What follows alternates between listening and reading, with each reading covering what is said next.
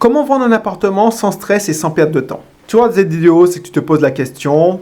Permets-moi de me présenter si tu ne me connais pas encore. Audrey Cédric Belrose, dirigeant d'ABDMO, société de sous-location et mandataire immobilier. Donc chaque semaine, j'aide mes clients à vendre le plus rapidement possible et au juste prix leur bien immobilier. La vente doit être un projet. Et beaucoup de vendeurs perçoivent mal la difficulté de vendre un bien immobilier. Il ne suffit pas de poster une annonce, de répondre et puis de faire quelques visites et le tour est joué. La route est longue, très longue, jusqu'à la signature définitive chez le notaire.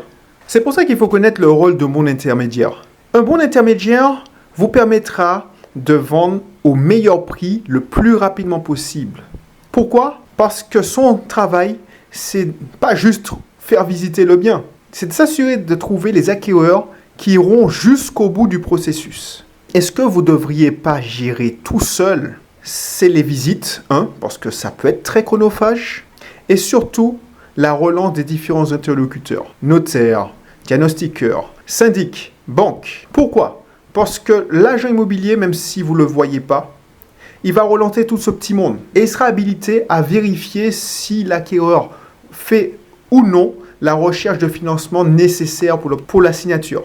Ce que vous ne pourrez pas faire si vous vendez seul une fois la promesse signée. Franchement, gagnez du temps et de la tranquillité. Car une vente qui capote, c'est facilement 6 mois de perdu, où il faut tout recommencer à zéro. Et quand on recommence à zéro, peut-être que le marché a tourné durant ce laps de temps. Vous n'êtes pas tranquille tant que vous n'avez pas la preuve que le financement a été accordé. Passer par un professionnel, c'est l'assurance de gagner en sérénité. Ne faites pas comme beaucoup qui regrettent d'avoir attendu pour passer finalement par un professionnel. Parce qu'ils ont essayé de vendre leurs biens seuls pendant 6-8 mois. Ils se retrouvent épuisés par des visites, des acquéreurs farceurs qui leur ont fait miroiter des choses et qui donnent plus signe de vie.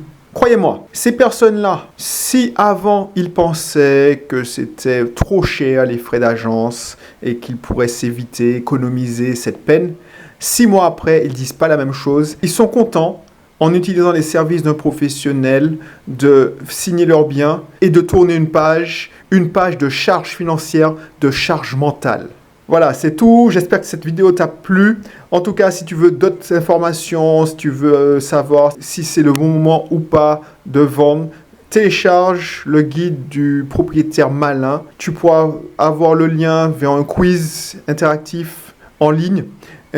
Pour savoir si c'est le bon moment pour toi de vendre ou pas. Tu auras d'autres informations.